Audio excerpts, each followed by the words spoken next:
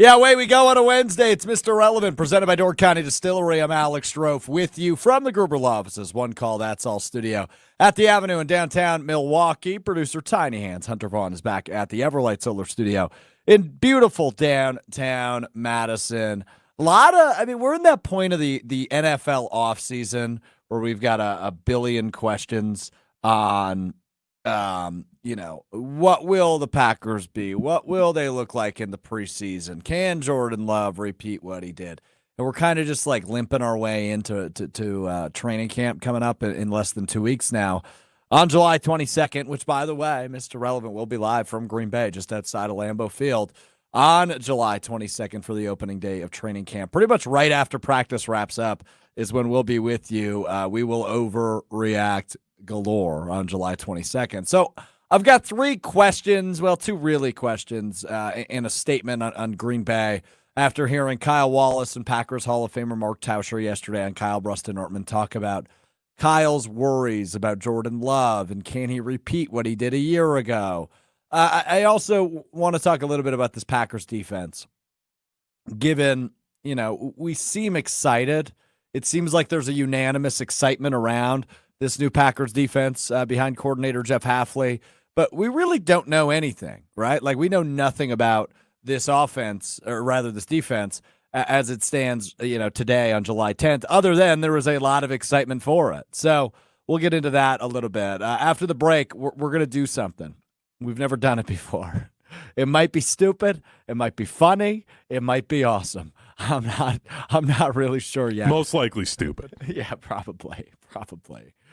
We are going to give out the first ever Wisconsin-focused ESPY Awards. And I'm really looking forward to these athletes accepting their Wisconsin ESPYs that me and Hunter just came up with about an hour ago. So because the ESPYs are tomorrow on ABC, hosted by Serena Williams. And, they give out the awards every year out in LA. So we're going to give out our own ESPYs here in Wisconsin to some of the deserving athletes who I'm sure will be just honored and taken aback by the distinction of being named a Hunter Vaughn and Alex Strouf ESPY Award winner. So we will do that after the break. And then we'll talk a little Brewers. 5 games left until the All-Star break as it stands here on Thursday afternoon. And then, of course, we'll wrap up the show with what we learned. So let's dive into this Green Bay Packers worried conversation because obviously I've talked a lot about the Packers since the season ended in January. If you've listened to the show for a while, it's pretty much all we talk about is certainly at least the most we talk about is the Green Bay Packers. But 2 weeks ago, we had the annual State of the Packers show with myself, Jason Wilde, and Gabe Neitzel, where we kind of do a deep dive, right? Like microscopic view, every position group. We break it down, the transactions from Josh Jacobs and Xavier McKinney all the way down to the Andre Dillards of the world. We're talking about the impacts and the implications those could have on the upcoming team. And then we kind of give an overall landscape, right? Like, this is the expectation. This is where this team should live. And this is what we're looking at heading into training camp.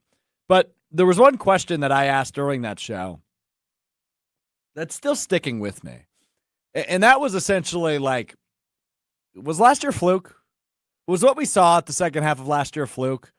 Because we kind of saw, outside of that Carolina game on Christmas Eve, we kind of saw the Packers defense step it up, especially in that playoff game against Dallas, right? They were a huge part of that 50-plus point game for the Packers. The defense stepped. They were by no means the best defense of football, but they stepped it up. They were better than the Joe Barry defense we saw earlier on in the year. Jordan Love was terrific. I mean, he was spectacular in the second half of last season. The wide receivers, the tight ends, seems like they came along and they understood the offense and they understood what to do as the season progressed and they started winning games and they won a playoff game and then they were in it with San Francisco. So the big question is, was that a fluke? I think the answer most of us would answer that question with is no. Last season was not a fluke for the Green Bay Packers. Last season was very much, what this team is capable of as the youngest team in the NFL, and they are again this year, the youngest team in the NFL. So I don't think it was a fluke, but should you right now, as it stands on July 10th, and maybe the answer is yes, but should you have the expectation that this is a team that goes into next season is a favorite in pretty much every game they play, a betting favorite in pretty much every game they play. They win 12 games. They win the division. They get the 2 seed in the NFC, and they're rolling their way to the NFC Championship game. Maybe the answer is yes, because Jordan Love is certainly going to get paid like the answer is yes. And Matt LaFleur is certainly viewed as a head coach where the answer is yes. So I'm not worried about the Packers. But I am worried about, quote-unquote, living up to the expectations, because I think what I just laid out is a reasonable but nationwide expectation for what the Packers will be in 2024. At least that's where it stands for me right now. So I wouldn't say I'm worried, but that's where my mind lies, 12:35 p.m. on this Wednesday. Strouf, I feel like you and a lot of the Packer fans who are at all worried, I liken this to you've just gotten out of a 6-year toxic relationship, which you have with Aaron Rodgers. Right. You're in a good place with a new relationship with Jordan Love, but you're feeling like things are going too well. Like, this can't be it. I'm used to drama. I'm used to craziness happening, and I don't know how to handle quiet and calm. It's okay. It's okay. Everything is fine until you see actual bad signs on the football field. This idea that there's even a conversation of a team that exceeded expectations and went to the second round of the playoffs, there's any worry at all, is absurd to me. I don't understand it, and Packer fans need to relax and just let things be good for once. It's okay for things to be quiet and boring this time of year, and you don't need to start feeling like, oh no, what if this isn't actually what it is? And what if things aren't as good as what they actually were? Relax. It's going to be okay. So I agree with you. I first off, thanks for putting my business on the street like that, Hunter. I wouldn't say I'm worried. And I don't even think it's the quietness, right? Because I've said time and time again for the last several weeks, I think the no news is good news in the Jordan Love camp when it comes to the impending contract extension. So I don't think it's necessarily the fact that it's quiet, because I think for a lot of teams this time of year it's quiet, right? Like, there's not a lot of noise in Kansas City. There's not a lot of noise in San Francisco. I don't think there's a lot of noise in Philly outside of the Saquon Barkley signing from a few months ago. I think you're right. The teams that, quote unquote, are toxic, to use your relationship analogy, are the teams that are going to have a lot of noise. And sorry, Hunter, your team is one of them, in the Dallas Cowboys. There's always noise in Dallas. So I don't think that's necessarily it. I just think it's I don't know if I saw, and look, I don't feel this way. I don't feel the way of, this was a fluke. Things are too good to be true. Jordan Love played way too well for what he actually is. Like, that's not how I'm feeling. It's more so the sample size wasn't as large as maybe I would hope it is entering this season, because I feel like everybody from an outside perspective, right? You and I do watch every Packers game. I watched every Jordan Love snap from last year live.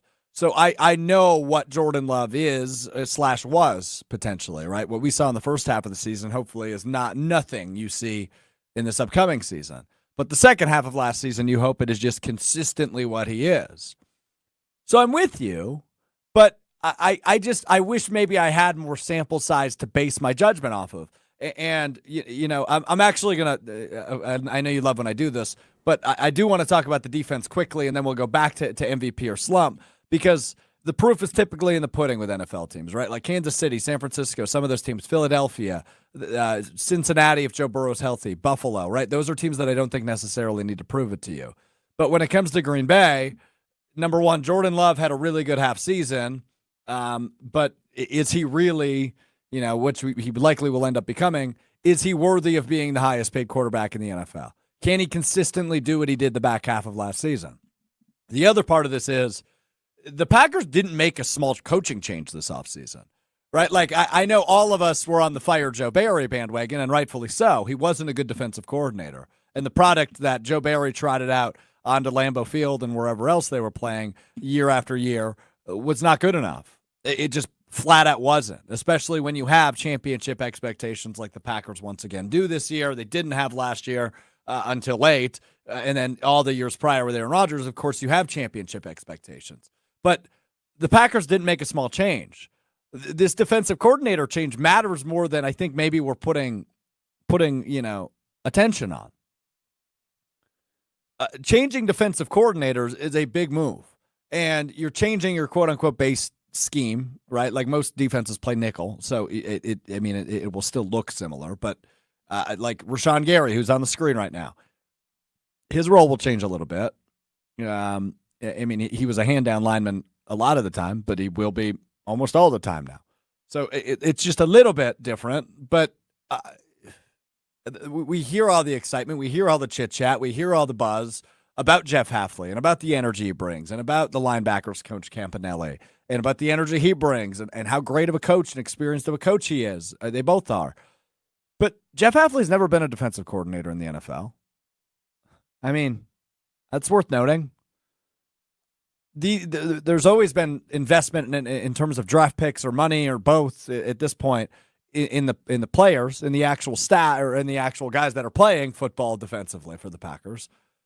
Can you just go ahead and assume it's a home run of a hire and a home run of a defense and the correct change? I mean, you certainly hope so, but you don't know that. And I'm not trying to be a Debbie Downer on this Wednesday. It's something I've thought about. Defenses take time. Good things take time. I just don't think week one in Brazil that this defense is going to look flawless and they're going to look amazing and they're going to look perfect. I hope by, like what happened last year with the offense, by midseason and then into the late parts of the season and obviously trickling into the postseason, this defense is in a really good spot to put the offense in a position to easily win games. Because this should be an offense that's capable of scoring 24-plus points every game. Can the defense hold the opposing offense to below 20 points per game? Hopefully. I don't know that is a given, right? That doesn't just happen with the snap of a finger. So that's something that I guess my mind goes to of, I'm not worried. I'm excited about the change, and clearly everybody in the locker room is excited about the change. But I don't think that automatically means this is going to be an awesome product from day one, right? Like, I don't think that's an unfair thought. No, and I guess I think when it comes to the defense, like, it was the same thing last year. Just be consistently average because of what that offense has been. And that's the history with the Packers. I did also want to go back to, because, I just want to make the statement that any real life situations that may have been referenced in my toxic relationship analogy was directed at Aaron Rodgers and nothing of your business. So really, you put your business out on the street. I'm aware. By reacting that way. So Hunter, I know. I know, but I want to make sure that the people listening know that I'm a good friend and wasn't doing that to you. You dug your own grave and you did that yourself. It was one comment. Now you brought it back up. Yes. But I need to know that I'm the good person and I'm not a bad friend, and I want everyone else to know that, okay? I don't think anybody thought anything of it besides you, but continue. Yeah, I'm making sure that everybody knows. I'm a good friend. But you talked about, Jordan Love needing wanting more of a sample size. Like, yeah, that's everybody that has the first year that a quarterback starts to play well. They want more of a sample size from him. Dak Prescott started all 16 games his rookie year, and Cowboys fans still wanted more of a sample size. He needed to prove it more. That's nothing new to any team at all. So feeling like, this might, like, he didn't show it for enough games, like, everybody feels that way. And it's okay to feel that way. And it's okay to have that, but to let that be at all a worry if you're a Packer fan is just, it's weird, because you're just feeling the same things that every single NFL fan feels at some point about their quarterback and their team. This isn't some new feeling that you're going through. Well, it is for Packers fans. Absolutely it is, right? Like, outside of the offseason of 2008, it's a new feeling, because Aaron Rodgers, you knew immediately. Love, it was more up and down. And then our lasting memories, right, like a recency bias with Love is, okay, he's the dude. He's going to get paid like it. But do we know for a fact that what we saw in the first half of last season won't show back up? I hope so, and I do think so, but I could certainly be proven wrong. It's the NFL, right? Like, look at Jalen Hurts, I think, is the best example. Jalen Hurts had this unbelievable year 2 years ago. He brings Philadelphia to the Super Bowl. He has an MVP-esque season. He gets the contract extension, rightfully so. Last year they were good. They were 10-1 at one point, the Eagles were. And then, Hurts is turning the football over, and he's not making drives last, and he's just kind of erratic all of a sudden. They lose in the first round of the playoffs. They lose the NFC East Championship to Dallas because down the stretch they just couldn't win games after starting 10-1.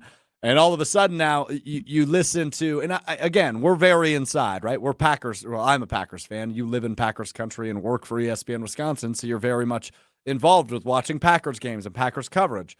So you understand what Jordan Love is. But the national perspective right now with Love specifically is this guy should be an MVP candidate.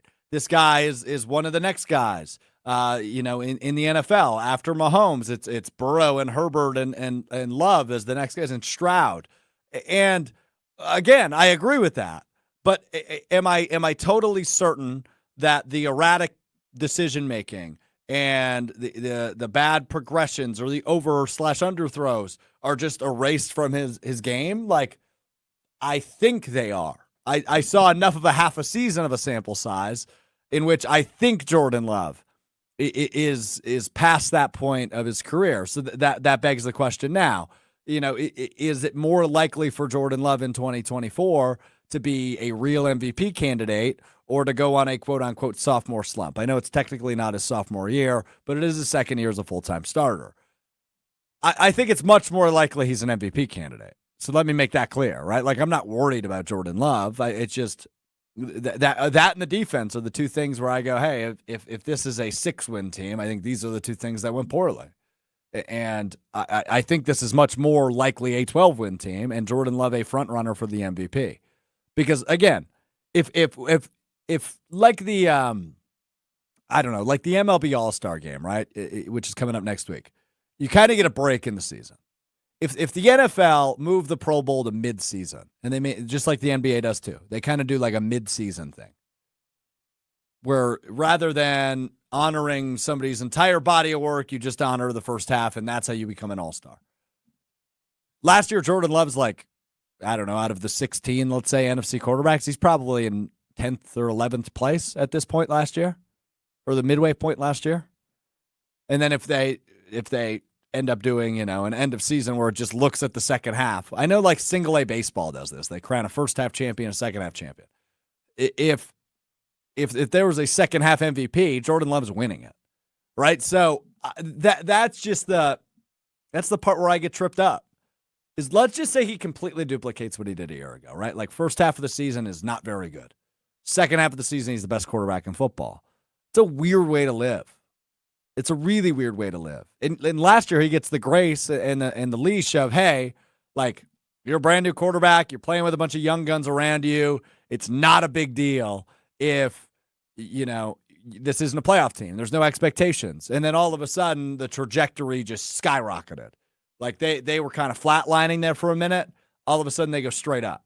They're winning games. They're beating teams they shouldn't. They're beating Detroit at Detroit on Thanksgiving. They're beating Kansas City on Sunday Night Football at Lambeau Field. They're beating Minnesota on New Year's Eve. They're beating Chicago to get into the playoffs. They're going to Dallas and winning on the road. There are some really, really high moments.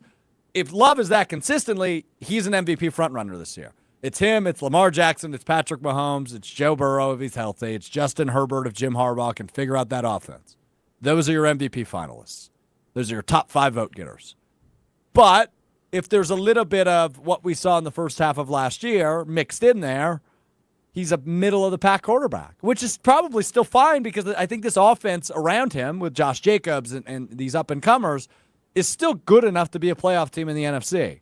But I don't know. It's just stuff that crosses my mind. And again, I'm not trying to be a Debbie Downer. I'm just trying to realistically say, are we overlooking the fact that, hey, this still happened. This is part of the baggage. This is part of the sample size.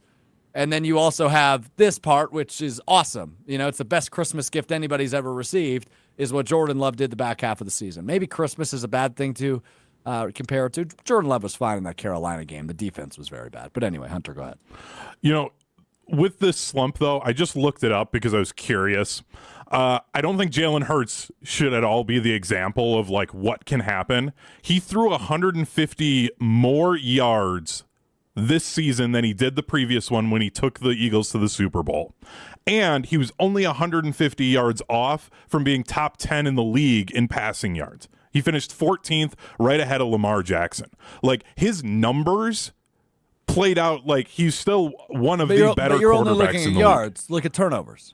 Yeah, but it's still, like, I saw him play enough from watching the NFC East. Like, even those turnovers, like, it wasn't like he was just completely missing what the read was supposed to be or anything like that. Like, I think that entire team was not doing things well. There were bad routes run. There was bad blocking outside of Jason Kelsey, basically. Like, there were other issues with that team. So to just say, like, oh, that's going to be the issue, that's going to be what happens to him, and, like, that's what a bad slump could be. Dude, if Jordan Love slides down to the way that Jalen Hurts did, this team is still fine. This team is still going to be competing to win this division because of the other players that they have around. Now, if the receivers are the ones that slide, or this offensive line, or like Zach Tom has a really bad season, that's where there's going to be issues for this team. If Jordan Love does what Jalen Hurts did this last year, the Packers are still going to be a fine team. They're not going to be a 1 or a 2 seed, but they'll be competing for the division, and they'll be a wild card team. Hold on. I wasn't saying statistically Jordan Love is what Jalen Hurts was. No, but I'm saying, like, if he has a similar slide down, because Jalen Hurts the previous season, he was top 10 in the league statistically. Jordan Love was as well this year. So if Jordan Love falls back to the middle of the pack, I think then the Packers are still good. Hunter, I can give you other examples, right? Trevor Lawrence is another one. He wasn't that good last year. I mean, he was fine. He wasn't bad, but he was middle of the pack after a really good year with a playoff win. I mean, again, there's other quarterbacks where it's you have your kind of ascension where, like, the offseason chatter, and this is my point, the offseason chatter nationally is, oh, whoa, they've taken the next step. They're going to be the next top 5 quarterback. They were doing that with Hurts. They were doing that with Lawrence. And now Love is that guy, right? It's Love and Stroud, which are the 2 guys from last year that had the ascension, and nationally they are viewed as kind of the next dudes. And if they take a slide, right, and it doesn't need to be either horrible, it means they're just kind of middle of the pack like Lawrence was a year ago and Hurts was a year ago towards the end of the year. Then all of a sudden this offseason, is anybody saying Trevor Lawrence, despite getting paid like it, is a top 10 quarterback? Nobody's saying that. Is anybody saying Jalen Hurts is a top 10? No, nobody's saying that. But the difference with those guys is that Nick Sirianni and Doug Peterson aren't guys that are known to have consistently top-end offenses. Jordan Love's playing in an offense that has shown that it is always going to be a top-level offense. That's the difference. Jordan Love has a better situation than those two have when you look at coaching and I think even roster spots. Because, again, Trevor Lawrence's issues, like, yes, he regressed, but they had a lot of other issues on that team. They could not consistently get stops on defense. You can't put that on Trevor Lawrence and say, oh, well, see, he completely regressed. Like, there's other issues going on with those two teams, with the Eagles and the Jags, to then completely put it on the quarterbacks. They didn't play great, but, like, I just think we need to relax here when it, like, gosh, they need to get into camp. We need something else going on, because I think you and other Packer fans are getting way too into your heads. And this is what's happening now. You're worried about what the slump could be. Yeah, it is. Because I think I'll still have this conversation in training camp, because I think the expectation, and rightfully so, right? Like I said, our goodbye moment from last season from the Packers was after kicking the crap out of the Cowboys in the wild card round and then going to San Francisco and hanging in there, right? And really, that was a game the Packers should have won against the 49ers, who ended up winning the NFC. I don't think I'm insane by saying that.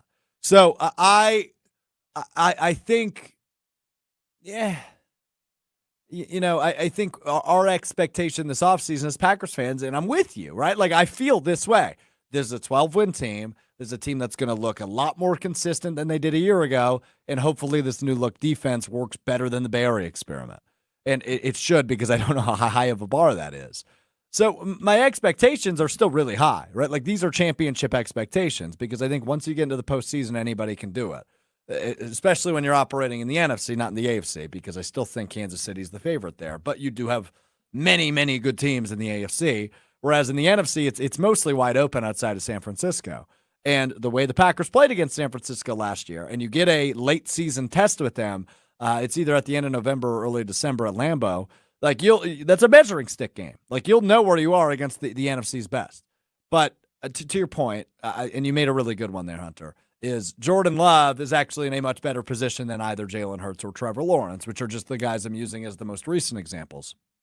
And that is, he's playing in an offense that's designed to be, pretty quarterback, well, not pretty quarterback friendly, extremely quarterback friendly. Look at Brock Purdy. That guy's lost 3 games in his NFL career when he's starting. I mean, it's an absurd number. Brock Purdy, who by the way was Mr. Irrelevant, he was the final pick in the draft a few years ago. He got thrown in there under ridiculous circumstances, and all he's done is DJ Khaled, right? Like all he's done is win. And when you look at Jordan Love, after some things got figured out for those young pass catchers and himself, all this team's done is win. So outside of obviously their final loss in the postseason. So if they're consistent, it's an easy answer to the question. Jordan Love will be much closer to an MVP candidate than a regression candidate, like some of those names I just mentioned. All right, let's do this. Let's take a break. When we come back, we're going to do something silly, stupid, and all the in-betweens. We're giving out Wisconsin ESPYs. We've got some fun categories for you, too.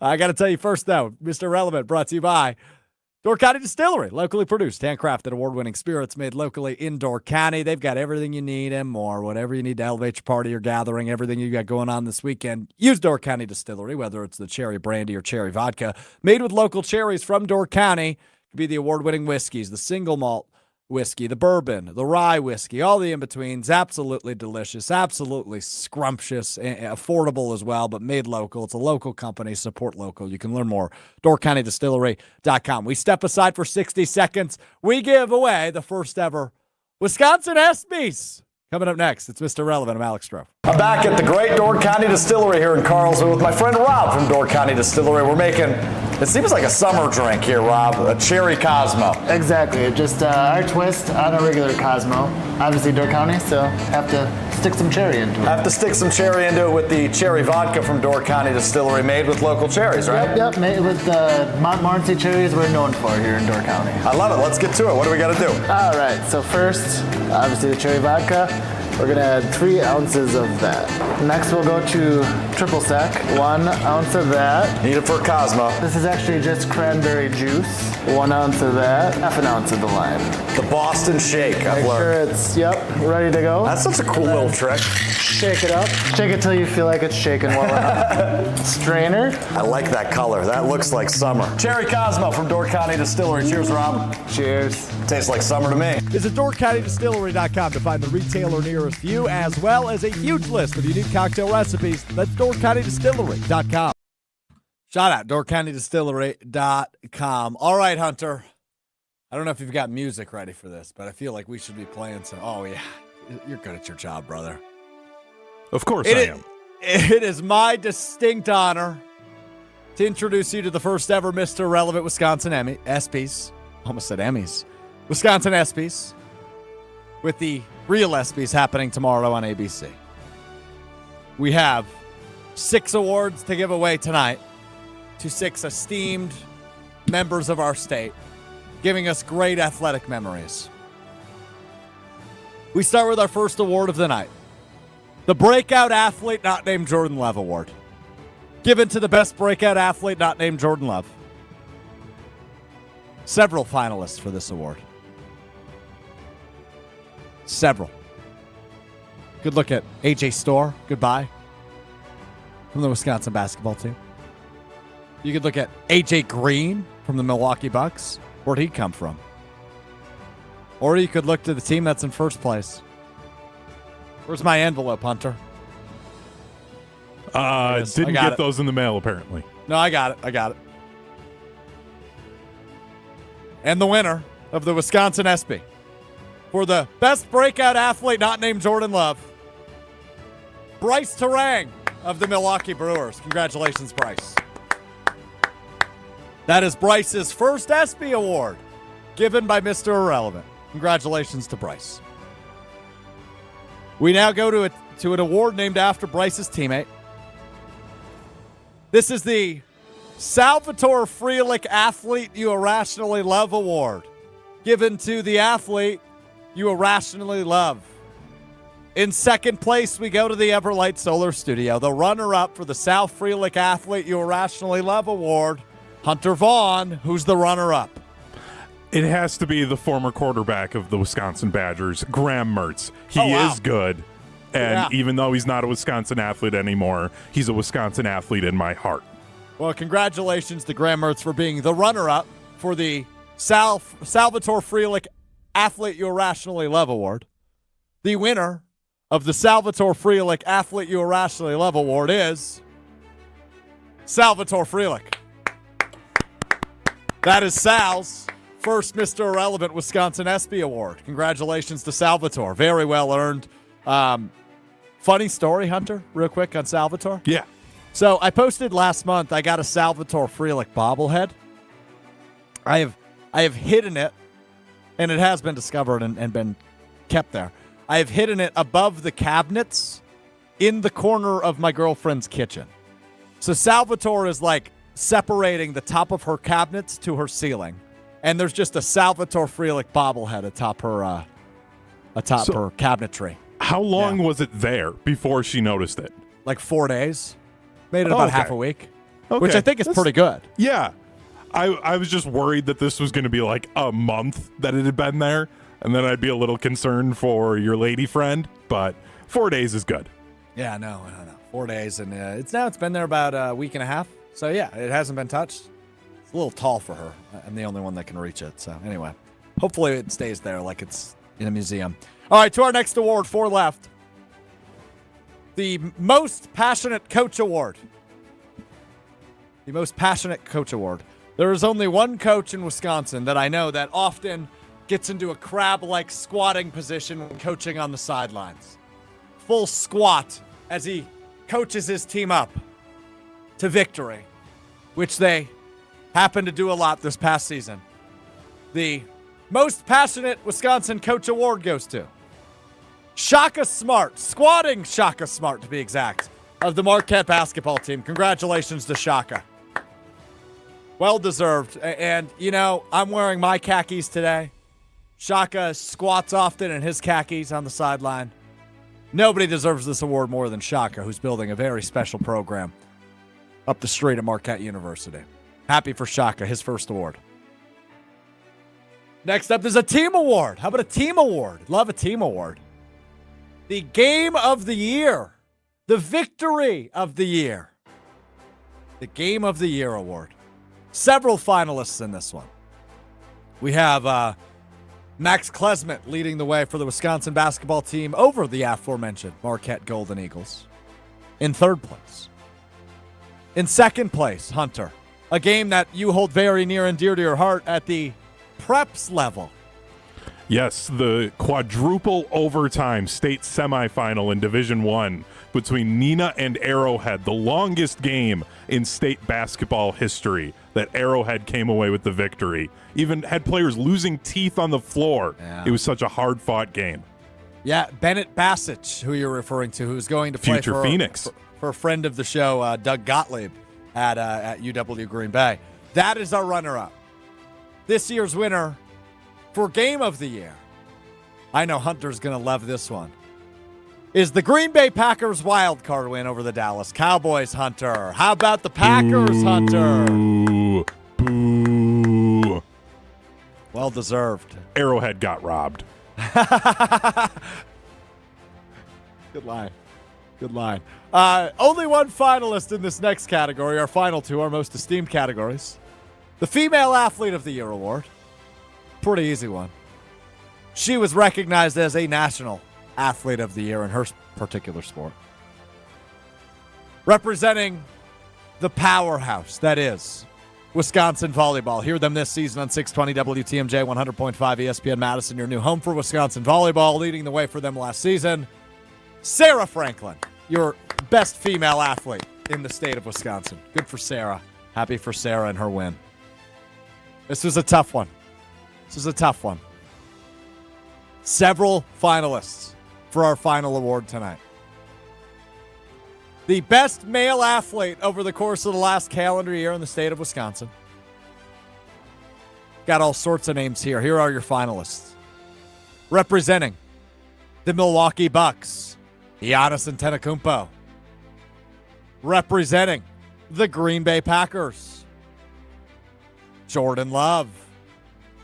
Representing the Milwaukee Brewers, now 3-time All-Star, Christian Yelich. Representing the Marquette Golden Eagles men's basketball program, Tyler Kolek. Would have been a good day to wear my t-shirt. Your winner for best male athlete in the state of Wisconsin, Tyler Kolek of Marquette basketball. We are Marquette. We are Marquette. I should have worn my Tyler Kolek NIL shirt. Who's he playing for now? He's with the Knicks now. He's in New York. Can we just be honest with one another for a second? Yeah. He's not going to make it in the NBA. Yes, he is. This is a consolation prize for Tyler Kolek. I hope he succeeds, but I don't know. That is so disrespectful to him. He's going to be their backup point guard. On the He's night making of his it big in the award? NBA. Yeah. On the night of his big award. How dare you? Yeah, Tyler Kolek, our winner for that award. So there you go. There's your first ever. How do we think that went? Our first ever Mr. Irrelevant Wisconsin ESPYs. I think it went pretty well. I mean, Arrowhead got robbed, but I think you made up for it with the Tyler Kolek victory. So I was good with it. We go to the groundhog who has popped his head up. Joshy DiMaggio, producer of Jen, Gabe, and Chewy. Weekdays 7 to 9, 94.5 ESPN Milwaukee. Joshy, did you feel like somebody was snubbed? Is that why you're popping your head up? Not particularly. I think your awards were fine. I do have to beg the question, why didn't you just call this the Wisconsin Sports Awards, an event this very company has put on year after year? Not in recent history, but hey, you could keep it alive single-handedly right here on Mr. Irrelevant. I could. Now, the issue with that is I stole the topic ideas from the ESPYs, which are happening tomorrow. You want to know a secret about the Wisconsin Sports Awards? To give you a peek behind the curtain? Yeah, that's fair. Just maybe next year we can improve it a little bit. Okay, we can work on that. We got a whole year to work on it, Josh. We'll get you on the board. The board of directors, very extensive research was done over the course of the last hour and a half. More. Yeah, I know that. Reaction rolling in on the ESPN Madison YouTube chat. Kyle says, I want a recount on Tyler Kolek. That's BS, Stroufy. Joshy, is that BS? Yeah, I might be biased, but I don't think he was the best athlete in Wisconsin last year. Who was the best male athlete in Wisconsin? It's a good question. Probably Giannis. Okay, he was a finalist. Did anybody have quite the season he did? Tyler Kolek. Yeah, Was Tyler Tyler Kolek actually played in the postseason and, actually advanced them through the postseason. He didn't play in the Big East tournament. Yeah, let's not forget. Okay, and then he played in the NCAA tournament and got him to the Sweet 16. Oh. At least Giannis didn't even play in the postseason. Like, what are we talking about? Hey, Sweet 16. Marquette hasn't been there in a while, Josh. It's a big deal. It's a big deal. Wow, what an accomplishment. Yeah, the Sweet 16 that the Badgers 16. happen to. Oh, look at our Sweet 16 streak. Oh, look at how many times we've made it to this. Oh, no, now we didn't make it. Now that weekend doesn't matter. No, it's garbage. I get it. Quit moving the bar, Josh. I get it as somebody who roots for perennial losers. Being the final 16 is a big accomplishment. Dude, you root for a team that's last national championship happened before the Korean War. Like, what are you doing? Who said I rooted for them? You know that you're a Badger fan. I think he's just rooting against you, Hunter. If I'm being honest, I think after Monday's happenings, we need a new segment. Josh v. Hunter is it's quite the dynamic between the two of you guys. Now, Joshy, before I let you go, we introduced the Salvatore Frelick Athlete You Irrationally Love Award. The winner this year, Salvatore Frelick. Yeah, yep. Mm-hmm. As expected. Cleaned up in that one. Yeah, sure Unanimous. did. Unanimous selection, first off. Yes. And he's already the namesake before ever winning the award. Do you have an athlete you irrationally love? Because Hunter mentioned his Graham Mertz. One I irrationally loved at a point, and then it kind of bore out, was Jonathan Lucroy. Okay. I started the Lucroy for President hashtag many, many, many years ago when he was hitting like 250, not like competing for MVPs and like Silver Slugger awards at the positions he played. That's probably the one the most. I mean, Graham Mertz. We built our whole identity on Skelzo and Brust around Graham Mertz for like 2 years. So What was the nickname he didn't like? the Long Island Laser. Or was it the Kansas Cannon? Kansas Cannon. Long Island Laser. That was Jack Cohn. Yeah. Cohn, yes. And it was Mertz's mom that didn't like the Kansas Cannon. According Mertz to Graham, liked because it. that's right. I asked him about it. Yes. I asked him about it at a Badger Media Day one year. Yeah, good stuff. Good stuff. All right. Well, I think that went okay. We'll bring that back next July. Congratulations to all our winners tonight, though. Seriously. Well-deserved, well-earned. I know Joshy will be shipping the awards after the show today. I think you should legitimately mail them to their respective places they play, their award for Mr. Irrelevant Awards, and just hope and pray somebody puts it on social media. I want Sal Freelick to put on his Yes. Instagram story a certificate that says, the winner of the Salvatore Freelick Athlete You Irrationally Love Award, Salvatore Freelick. I think that's a great idea. That's actually one of your better ideas. We'll work on that after the show today. We're going to get certificates printed out. So make sure we talk to somebody in our shipping department. All right, a couple things before we wrap up the show here on a Wednesday. Back with you Friday, as always, beginning at 12:30, ESPN Madison, ESPN Milwaukee YouTube channels, ESPN Madison on Facebook, and wherever you get your podcasts. Let's talk a little baseball. Brewers lose again last night. That's 3 of their last 4, with 5 games left remaining until the All-Star break. It's still a 4-game lead over the St. Louis Cardinals, but that lead is dwindling as we near the rapidly approaching All-Star break. Brewers, 3-game set with the Nationals this weekend beginning Friday, and then 2 remaining today and tomorrow with the Pittsburgh Pirates just down the street at AmFam Field. And look, I'm not losing sleep over what happened last night. I think it was a 12-2 loss it ended up being. It didn't bother me. The thing that really bothered me was in the top of the 6th inning. The Pirates had the bases loaded with no outs. And it was like a 1-2 count or 2-1 count or something. I don't even remember who hit it. But whoever was up to bat for the Pirates. Bally Sports Wisconsin. We unfortunately don't have a graphic of this because I think whoever the graphics person is at Bally Sports Wisconsin. That has been scrubbed from the internet. Yeah, right. Like I got to hide from this one. But it's my fault too, and I'm going to claim responsibility too. Because Bally Sports Wisconsin popped up this graphic yesterday that said most Grand Slams in the MLB this season by a team. Brewers led the league with 7. Pirates were right behind them with 6, and then there was 4 other teams with 5. The very next pitch, and I said out loud to the people I was watching the game with, I said, they're hitting a Grand Slam right here. Like it's a curse. It's going to happen. Next pitch, boom. See you later. 7th Grand Slam of the year for the Pittsburgh Pirates. I don't believe in like the announcer's jinx. I don't believe in jinxes. Last night, though, I'm a little skeptical. I think jinxes might be real. As the next pitch after that graphic was a Grand Slam for the Pirates to tie the Brewers for most Grand Slams in the MLB this season. Just ironic. It was bad timing by Bally Sports. Yeah, I was just going to ask you if you believe in the broadcaster curse because I used to not. Or I used to, actually, so I wouldn't bring things up. Like, I did a baseball game at UW Oshkosh, had like 5 innings that the pitcher was perfect, and I'm like, I'm not saying it. I'm not saying anything about it. Say it.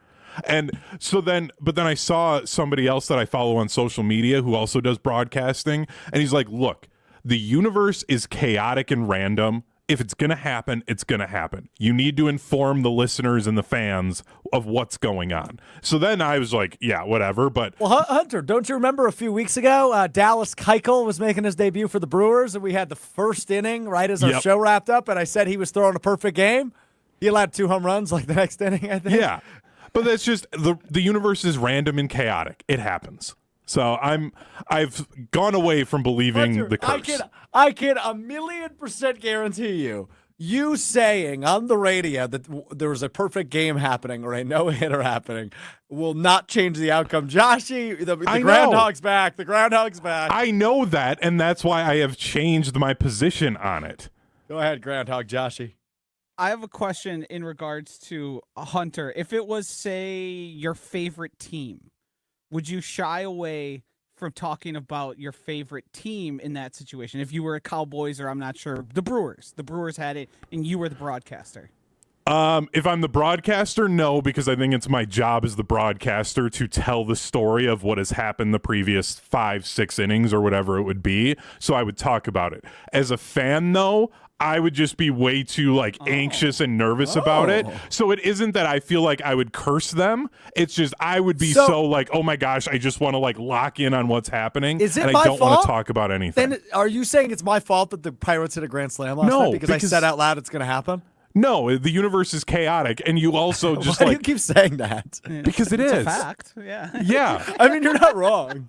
And how else should I describe how I feel about it other than the fact that I think that the universe is just weird and things happen at random times? That's literally the definition of chaos. So, yes, the world is chaotic, and you had terrible timing. You just have bad luck.